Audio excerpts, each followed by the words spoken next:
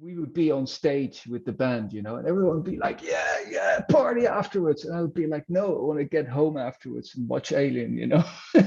I was a total nerd.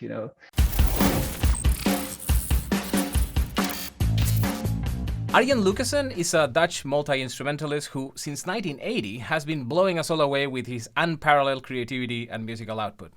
In addition to his enormous solo work, Arjen has also founded and participated in a huge number of bands, producing a total of more than 50 albums. Nowadays, Arjen Lucassen can be found focusing on Star One, a progressive metal supergroup featuring the likes of Russell Allen, Damian Wilson, Floor Janse, Roy Khan, and many more.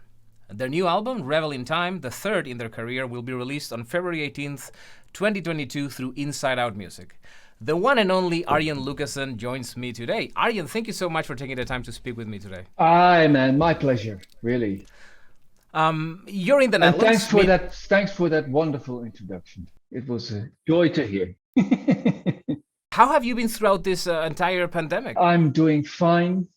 As I always say, I've been in lockdown for the last 30 years. So there is no change for me. Really, there's no change. I mean, I go shopping once every 2 weeks and I wear a mask. And that's about it. That's the change for me.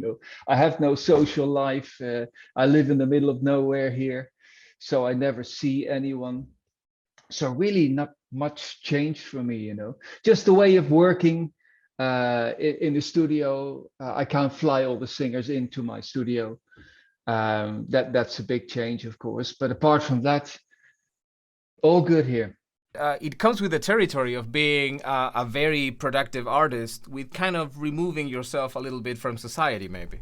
Well, I when I was young, I toured the world. I mean, in the late 70s and in the 80s and in the early 90s, I toured the world for 15 years. I've been in several bands, and that kind of life never really appealed to me. I mean, in the beginning, it was great, the touring and then the partying and the girls and, the sex, drugs, rock and roll whole thing. That was fun in the beginning, but really, really fast, it got old for me. I found out like I'd rather be in the studio. I'd rather be creative because being on stage, is not creative. I mean, it's playing the same songs night after night. And basically, that's why I started the Arion project back in the mid 90s.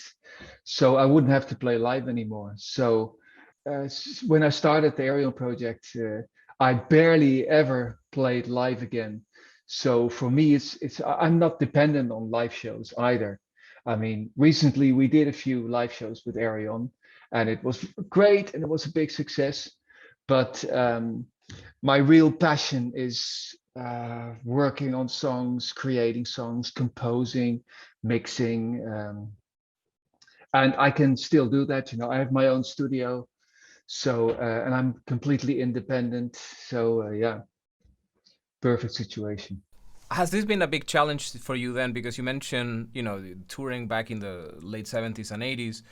Certainly, the music industry has changed a lot since then, in the sense that artists now don't rely so much on albums, but instead they need to rely on touring. So for somebody like you who, based on what you're saying, you don't seem to enjoy touring that much, that change has probably been unpleasant for you. Having to rely more on live performances, I mean, or have you been able to kind of avoid that altogether?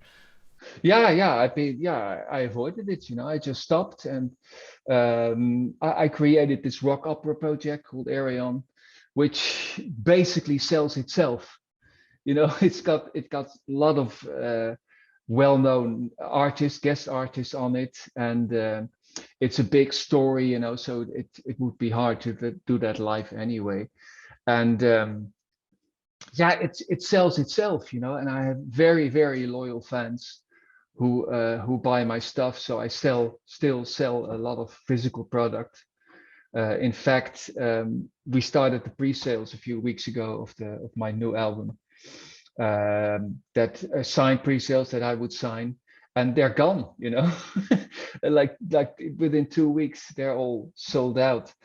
So I'm really not dependent on the live shows. Since you mentioned that you work with so many famous musicians, I guess that you also have your ear to the ground in regards to the state of the music industry here in Europe. I guess that although you have been able to obviously escape the worst consequences in regards to the touring, because you are fortunate enough not to be dependent on it, what is your opinion about not government policies or political issues, but rather the state of the music industry now, because of the huge pressure that it feels as a result of all the concerts that have been cancelled, etc.? It's terrible. It's terrible for new bands, you know, it's terrible for unknown bands. It's terrible for known bands who can't play. And not just the bands, but also the crew, you know, people, roadies or lighting guys or sound guys, you know, they're all without a job and they have to find something else to do. And yeah, it's a terrible situation. And all we can hope is that it's solved soon, you know, but it's not looking good. I mean, you're here in Holland, you know that it's not looking good. It's the numbers are higher than ever. But uh, yeah, I'm, you know, I'm in a comfortable position where I'm not affected, but I thoroughly realize how hard it is for other people. But let's focus now for a second on something more positive, which is your incredible new album, Revel in Time. I've been listening to it Thank you. since I got it from Inside Out Music. I've been enjoying it a lot. I was a bit surprised about the twist that it has on the second CD, which I didn't expect. So Okay, yeah. we'll get to it in a minute.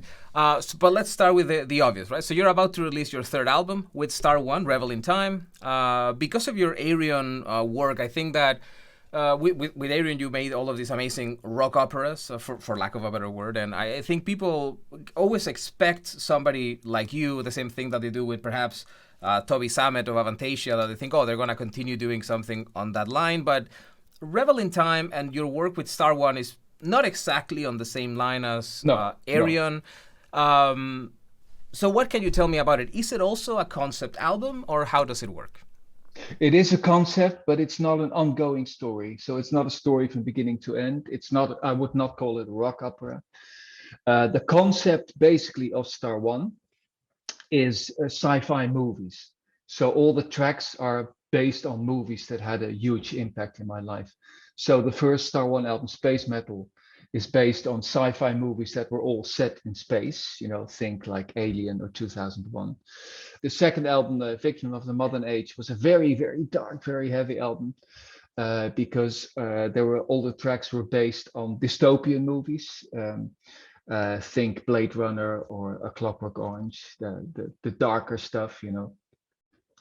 And for this new album, Revel in Time, the concept is manipulation of time. So it's I just went to my DVD collection, you know, and ripped out all those DVDs that had to do with time. I think it were about 40 or something. I love time travel and stuff like that. And the cool thing about this concept is that it enables me to not just to make dark songs, you know, but also more upbeat songs. So if you have a movie like Terminator or Donnie Darko, you know, it's a dark song, of course. But if you have a song that's based on Bill and Ted or Back to the Future or Groundhog Day, you know, you can make a more upbeat song, which basically was my plan, you know, to make a mix of the first Star One album, which was very catchy, and the second album, which was very heavy. So yeah, it's definitely my most versatile album so far.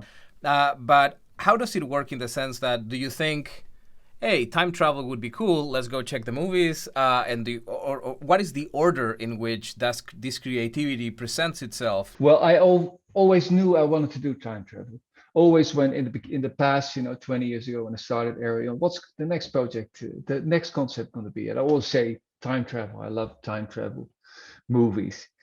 But it's not like I watch the movie and then I get inspired and write a song. That's not the way it works. I write the songs first. So I just plug in the guitar. Star One is a very spontaneous project. Like Arion takes me 3 years of work and it's all these layers, you know, and all these different instruments. But star one is plugging in, coming with the riffs and a basic setup, basic rock setup. Then I've got those 11 songs. Then I got my 40 favorite time travel movies or time manipulation movies. And then it's just which song would fit, which movie would fit which song. So sometimes I had like three options of movies for a certain song. And then, so it's basically the other way around than what people think. Although you say that it is a very spontaneous album, whereas compared to Arion takes 3 years, whereas Revel in Time was faster, it doesn't sound like a fast album. It doesn't sound like it's something that, Okay, just okay.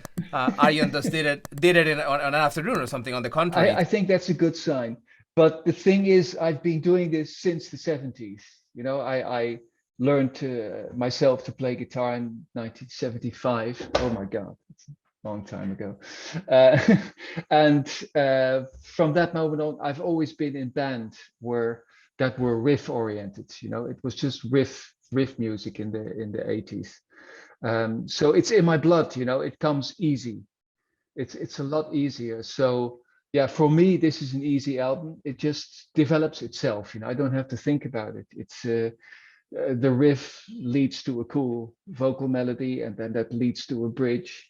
And hey, there's the chorus. You know, it's coming at me. I don't have to search for it. I don't have to make it. It's there and it's coming to me.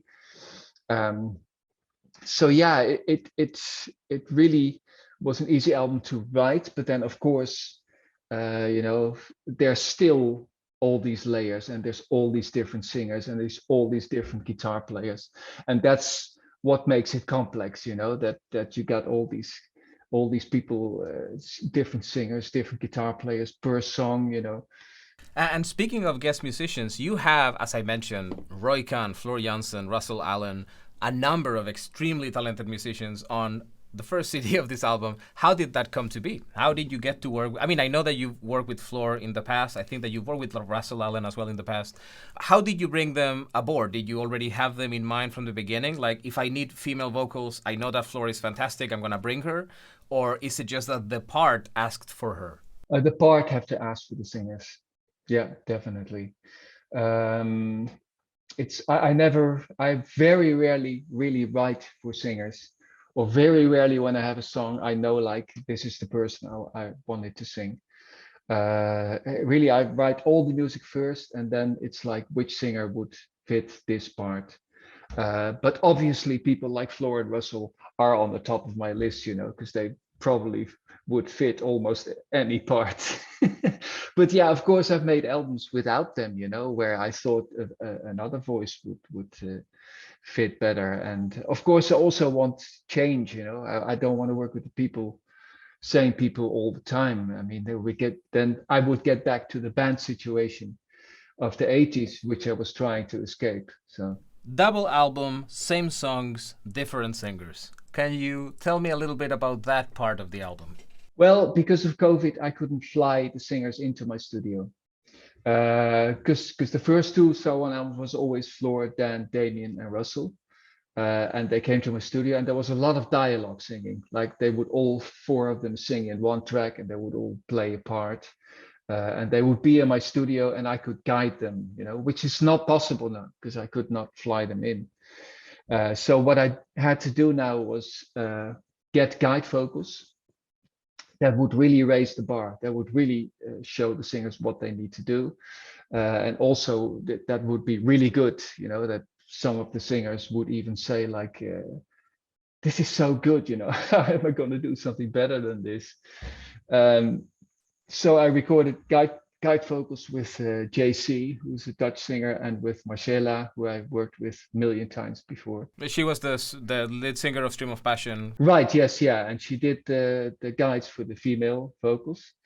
And she did so great, you know, and JC too. Their guide vocals were so good. And yeah, really, there were singers like Jolene Turner or Jeff Scott Soto, you know, the best singers in the world, who would say like, "Hey man, these guide vocals. I mean, what can I still improve?" You know. So I felt it would not be good not if any no one would hear these versions, that would be terrible. Then I decided, let's do an album with guide vocals. But then I thought, it's not guide vocals, it's just as good as the other ones. And then I decided to ask a few more singers, a couple of friends that I had contact with for a long time, etc. Let's really make a second album with different singers, um, and get different interpretations of the same songs. And some of them are very similar, and some of them are very different. And yeah, it's. I'm glad I did it because it, especially the vocals. Maybe the vocalists are a little bit less known on CD2, but for me they are equally good. Going back to the issue of Revel in Time, since you mentioned movies, and that movies have been an important part of Star One's discography, I am curious, were movies always an important source of inspiration for you, regardless of your music, in the sense that you were really like a cinephile when you were growing up, that you got hooked into those films? Totally, yeah, totally. With a couple of friends, always going to the cinema. And then at some point you got VHS, and you went to the video stores and rented all these movies, and it was, it was crazy because we would be on stage with the band, and everyone would be like, yeah, yeah, party afterwards, and I would be like, no, I want to get home afterwards and watch Alien. I was a total nerd. That's what I enjoyed. I mean, while I was on stage, my VHS recorder was recording Columbo or whatever, or Magnum, or that kind of stuff, and I would already be thinking like, tomorrow I don't have to play. Tomorrow I can watch my favorite TV series or watch my favorite movie. And yeah, it's I'm a total nerd. I admit it. Has that made your musical career? Not anymore, certainly. You have created a name for yourself, but you describe yourself as a bit of an eccentric person. I really feel connected to literally everything that you've said about your way of life. So it doesn't sound as eccentric to me, but certainly in a band environment or in a touring environment, it does come off as more eccentric, right? So was that a challenge at some point, in the sense that you needed to work with other people despite being, as you have said, a bit asocial, not necessarily antisocial, but a bit just more asocial? Right? Yeah. So has that been a challenge for you? I always felt I was dependent on others. I always, the producer came in and always thought he knows better than me.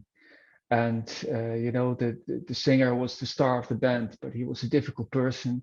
But you just accepted it, because you thought you were having success because of him or because of anyone else in the band. I always thought I couldn't do it alone. There's no way I can do this alone. And so yeah, and that at that point it was a struggle, because in the back of my mind I thought, I think I do know, how it should be. I think this should sound like this, or I think I should write songs like this. But you had to do concessions within the band. I mean, the drummer liked Rush, and the guitar player liked AC/DC, and the singer liked Saxon. So you try to please them all, and then you try to please the record company, who said, hey guys, we need some hits on this album. And then you try to please the fans, Van Halen is successful, Judas Priest is successful, let's try to do something like this.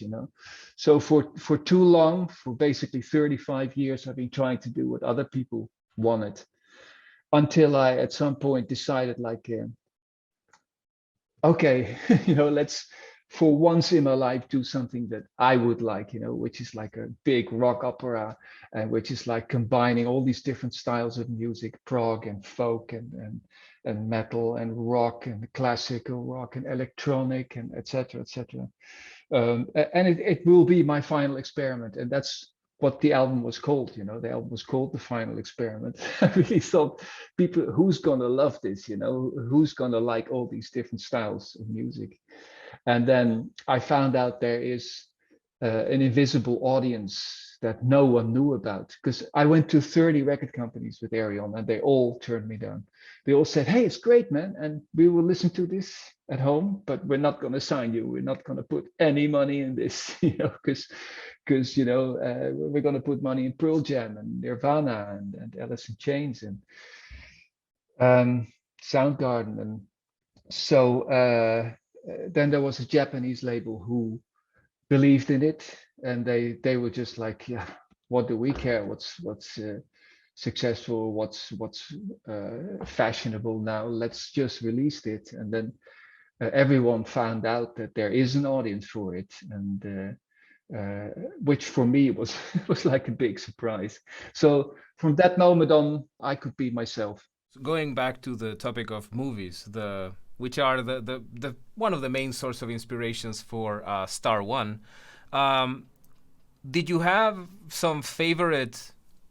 So when you are inspired by something like Alien, Clockwork Orange, even Groundhog Day, I assume that your inspiration is more thematic than musical, right? I don't think we're going to find similarities between the soundtrack to Groundhog Day and No, this, right? not at all. No. So I am curious if you are also inspired, if not by this music, by these films necessarily, but by film scores or film composers, people like, well, could be Hans Zimmer on the one hand or John Carpenter on another. I am curious if they have played any role in you. Especially on my previous album, Transitus. It's definitely John Carpenter. I mean, the Halloween thing, I totally stole that for Transitus. And Ennio Morricone, I mean, the sounds he uses, and yeah, these kind of guys. Oh man, it's amazing, like the and it was just he had to use those sounds because he couldn't afford real musicians. So I you didn't had know people. that. Yeah, you had it's just someone singing that. It's I was fascinated by watching The Good, the Bad, and the Ugly, which I watched for the first time in my 30s, right? So last year or the year before. Yeah. And we have a big TV, so I sat down in front of the TV and to watch this gigantic film because it's physically huge. It is, yeah. And to listen to it with Morricone's soundtrack in the background, the ecstasy of gold and everything. It's a huge experience. It's such a fantastic. It's more than 50% of that movie. Without that score, that would not have existed. I mean, you see them, the three of them standing there, and then, you just see their eyes, or it's just a guy chasing away a fly, with a gun or whatever. But you have that music, so what the hell? And the same goes with the film score of The Omen with Jerry Goldsmith. Same thing, as soon as that choir Sanctus Spiritus comes up, it's like, oh, goosebumps. So yeah, that's. I mean, Halloween, it has a better score than a plot, I think. So it's Oh also the yes, same. oh yes. So it's the same situation. I mean, Carpenter is amazing as a composer, and so many of his films, like Escape from New York, Halloween, fantastic soundtracks, often better soundtracks than scripts. It's true, yeah. Maybe this is a bit of a strange question, but I always think of you in a similar plane as people like. Maybe I don't know if you like the comparisons, but I think of you in the same term as Devin Townsend, Steve Vai, or even Buckethead, in the sense that they seem to be people who are constantly creating.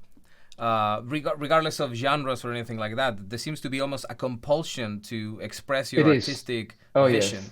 Yes. And I'm wondering, how does that affect your life? Just knowing that there is a compulsion. I have no life. No, I have no social life, and when I'm inspired, when I have good ideas, it's the best there is, because in the morning you can't wait to go up to the studio, you can't wait to work on that song, and you can't wait to ask this singer and to get his parts and to put it on in the mix, and to mix the whole thing. But that's the positive side. The negative side of this compulsion is that once you finish a project, you want to do the next one. It's that compulsion. I have to create, otherwise I'm worthless. And it doesn't come. And the more you want it, you know, the less it comes, the inspiration. That's the way it goes. So that's the black hole period, I call it. And you always have to go through it. And the worst thing about the black hole period is like, I'm sure I will never have any more ideas. You know, you listen to your old songs and you think like, oh, how did I come up with this? And really, I got nothing. I got nothing. So that's the really the downside. But so far, and my girlfriend Lori always tells me, you always, you know, suddenly you have this one idea that, and then you get your, you feel more secure, you know, when you have that one good idea, then the other good ideas are coming, and then I'm back in the groove. But you can't always be it's or at least I can, you know, maybe the people you mentioned, maybe a Devin Townsend, maybe he always has ideas, he can keep going, you know. You got these people that are so incredibly talented, but I have to work for it. It doesn't come easy, really. Have you come to terms with the fact that you are considered to be it's an awkward thing to ask, but that you are considered to be like a musical genius? No, because I'm not, because I work with geniuses, you know. You mentioned someone like Devin Townsend, he is a genius, you know. And I had so many people in my studio, and I think like they are on such a higher level than me. I'm really not being humble. People always say, "Ah, you're being humble," and but I'm not. You know, the talent I have is to recognize talent. Basically, that's it. You know, when I hear Devin Townsend, I hear like, "Oh my God, you know, this guy is a genius." I recognize geniuses, and um, I see the big picture. So, you know, I write these songs and I see like this singer would be great on this part, that singer would be great on this part, this artwork would be great. It needs this production, you know, and luckily I'm able to do everything myself. Again, I'm independent in every way, the mixing and the artwork and organizing everything. You know, I don't need managements. I don't need other people to do that for me. If we would have talked in the past, I was not a nice guy really, because you know I was not comfortable doing concessions to other people, and people now often say, "Ah, oh, you're such a nice guy," and it's because I can do what I want, you know. I don't have to fight with people, but you could talk to a lot of people that I in the bands in the past, you know, and they'll probably say like, "Hey, this is a big asshole, this guy," you know. So as your career has progressed, your head has become smaller, so to speak. You used to think you used to be more aggressive about your ideas before than now, maybe. Yeah. And also in the beginning, I thought I was the best and stuff, you know, and I was arrogant and shit, which is good, you know, because that's the drive you need to make it.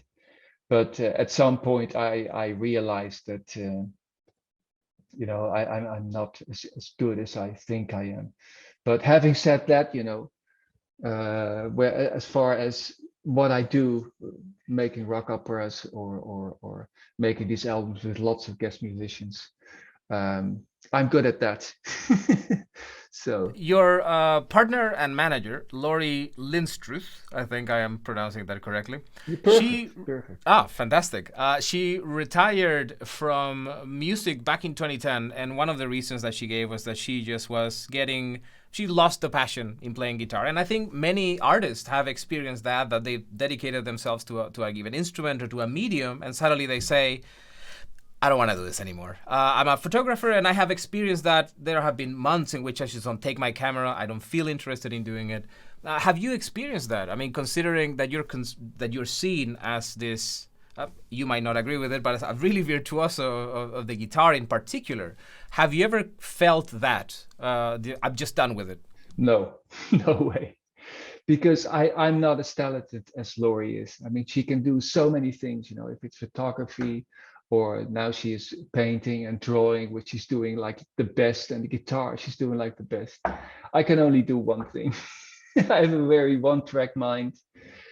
So I never had, no, it's also like what I do hasn't been a choice, you know, there was just no other option. I mean, I just as a kid, that's what I need to do, no matter what, whether I'm successful or not, that's what I need to do. Did you always know that you wanted to be a musician? Yeah, there was no other option. There was no. Sometimes I get mail from people who say like, "Hey, I got a good job, but I love music. Should I give up my job?" I always say no, don't do it, because even asking me that question is a reason not to do it. I never asked myself this question. I lived. We're going all Monty Python now about who's poorer than the others, but I lived in like this tiny room of 1 by 2 meters that was just a bed, and with the whole band we would live there, and it was a total mess, and we had no shower and shit, but it didn't matter. We were making music, and it didn't matter at all that we had no job or we had no money or whatever. So no, it's never been an option for me to give up. You mentioned earlier, I went through my depression, and even then, it wasn't like let's give up, but because the other alternative is not good, So Yeah. And you, well, as I said, you are very reluctant, I would say, unfairly so, to recognize your talent and merit. But was there a moment when, regardless of your own opinion as to how good you are, where you thought, okay, I have kind of made it as a musician. I have actually succeeded in creating work that people relate to, that people like, and that people want more of? Was there a moment where you felt that? Was that with Arjen, or was it even earlier in your career? it was with every album I made. Even early in my career, I still remember, with my very first albums back in 1981. I would sit in the control room and think like, "Oh, this is the best ever. This. I never heard anything better in my life." I've always had that. Luckily, because that keeps me fighting, and that's you have to have some arrogance, and then believe in yourself. But the insecurity always comes really fast. There's that moment of yeah, and then it's like, but is it good enough? And can I ever do something like that again? So sometimes I realize it, but then immediately afterwards, the moment comes like, can I ever do it again? Or is it good enough? Or will people like what I do next? And it's always even now with this Star One album, it's over, it's done, and I hope it will sell. But my concern is already for the next album, and will it be good? So it's the perfectionist in me that keeps me on my toes, basically. Not counting Revel in time, so that you don't need to say anything about it. Is there a particular album or band with whom you've worked with that you feel particularly proud of? I would, for example, if you were to ask me what I like the most that you've done, I think like many others, I would probably mention Arjen, obviously, but I am not sure what for you in particular holds a special place in your heart. Weirdly enough, my second solo album, Lost in a New Reel, that is 100% me. Because even with Star One, I'm trying to make something that I think Arion fans will like, or that I think the musicians would like, that I invite. But with my solo album, it's all me. It's all me. I just have to please myself, and I don't care if it sells or not, because it's a solo project. And yeah, if I listen to my solo album now, I got like a big smile on my face. It's got it's really. I don't consider myself a good singer, but yeah, that's just all the influences, that inspired me in my formative years are on that album, and especially the title track, "Lost in a New Reel." I happened to listen to it yesterday because I sent it to someone, and yeah, that holds a special place for me. Some years ago, you were diagnosed with tinnitus, and I am curious as to if you don't want to talk about it, that's absolutely fine, of course. But I am curious as a musician how that has affected you, because for the people who are listening, or first they don't know, it's basically this depending on how the degree of it, is a fairly high pitched sound that you hear in your ears at any given time, right? Often it comes as a result of exposure to very loud noises. That is why it's important that when people go to concerts, they wear earplugs or something like that. Or if they're musicians, they also take care of their ears. Um, has that been a very big challenge for your musical career since this started to appear in your ears? A little bit, a little bit. I think it was it happened through the years, because in the old days you didn't have in ears, you just on stage you had the cymbals next to you, your guitar amp behind you, you had some monitor there, but it wasn't, and that already hurt my hearing. So I remember I was jogging and I had like an iPod, and it just wasn't loud enough. I couldn't hear it anymore. So then I bought these special plugs that you put all the way in your ears, were Dunlop, I think, plugs. They went all the way in, just not normal in ears, all the way in. And suddenly I could hear everything. So I was jogging, and I still remember it was Rammstein. They had a new album, but Rammstein, I could hear everything. And I came home and I put on the TV and I couldn't hear what they were saying. It was just like, and oh my God, and that took 3 days. And I was afraid that it was gone, and my career would be over. But then luckily, some of the high notes came back, but also like a very loud beep. It's not even one beep, it's 100 beeps, they're different left and right. And of course, I went to the hospital straight away. They did a test, and I had a big dip in the 4K, which is basically speech. So yeah, my hearing got a big hit because of that, and because of the former years. And I don't really trust my ears now with mixing. So I have a friend in Joost van den Broek, who's the keyboard player and also the guy who arranges all the live shows. And he listens to all my mixes, and he always says, like, that's too much top, because automatically you put too much top, on the mixes because you don't hear it. Um, so that's shitty, and you have this loud beep, incredibly loud beep in your ears, but you don't think about it all the time. You uh, just when people like you mention it, so now I can hear it. But basically you learn to live with that. But yeah, the fact that a whole frequency disappeared is pretty shit. Thank you so much for sharing that story. I know that it is not an easy topic to talk about. It's not something that certainly makes you happy, but I think that it is very useful also for other people to understand, to take care Yeah, of their yeah, ears, yeah, yeah. basically. Be careful with in-ears. And Arjen, to conclude, so that you have some space before your next interview, what is in the future for you, other than, of course, the release of Revel in time in just a few weeks' time? Well, the record label Mascot is re-releasing my albums on vinyl chronologically. So they did the Electric Castle, which means that the Universal Migrator is up next. And it was still recorded on old tapes, and I think I can make it sound better. So I want to remix that one, make a 5.1 mix as well.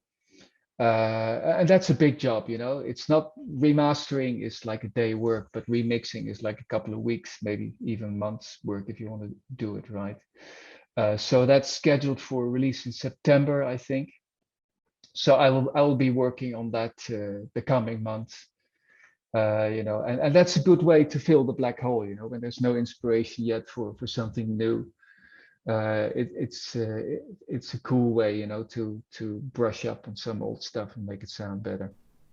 And let's say that we can wave a magic wand, and tomorrow COVID is history. There is no more COVID. There are no more restrictions, etc. Would we see Star One or even Arion back on stage again?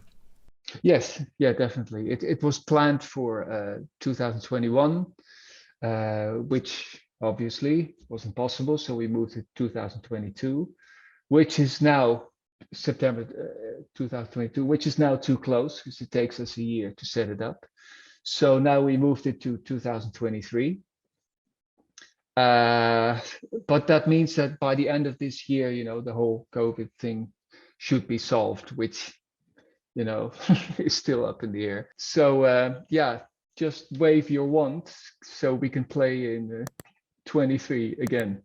I look September. forward to it because I've never seen you live, and I don't know if I'm gonna have to beat someone up and steal their ticket for 2023, but I'll make it. I'll make it somehow. Okay.